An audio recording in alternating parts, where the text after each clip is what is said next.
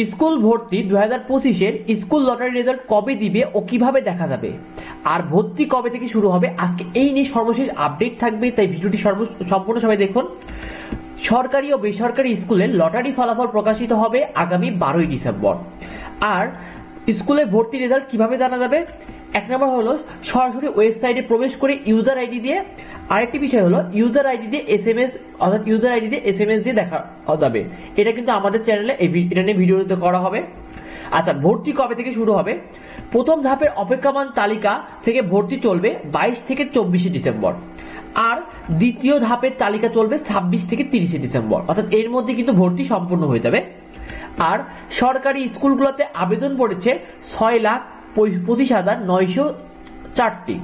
দেশের 680টি সরকারি স্কুলে ভর্তিযোগ্য আসন রয়েছে কিন্তু 1,08,662টি, অর্থাৎ সেই হিসাবে আসনের তুলনায় প্রায় 6 গুণেরও বেশি কিন্তু এবার আবেদনই পড়েছে। সুতরাং কিন্তু বলা যাচ্ছে যে অধিকাংশরাই কিন্তু সরকারি স্কুলে সুযোগ পাবে না, কারণ এক একটি সিটের জন্য কিন্তু 6 জন করে লড়ছে। তবে বেসরকারি স্কুলে আবেদনের ক্ষেত্রে ভিন্ন চিত্র, সেখানে 3,39,800টি আবেদন পড়েছে, যেখানে দেশের 4,945টি বেসরকারি স্কুলে ভর্তিযোগ্য আসনই রয়েছে 10,07,671টি। সেই হিসাবে এবার 6,67,871টি আসন ফাঁকা থাকবে। তো ভিডিওটি এই পর্যন্ত। পরবর্তী আপডেট পেতে অবশ্যই আমাদের চ্যানেলটিকে সাবস্ক্রাইব করুন। তো দেখা হয় পরবর্তী ভিডিওতে। ধন্যবাদ সবাইকে।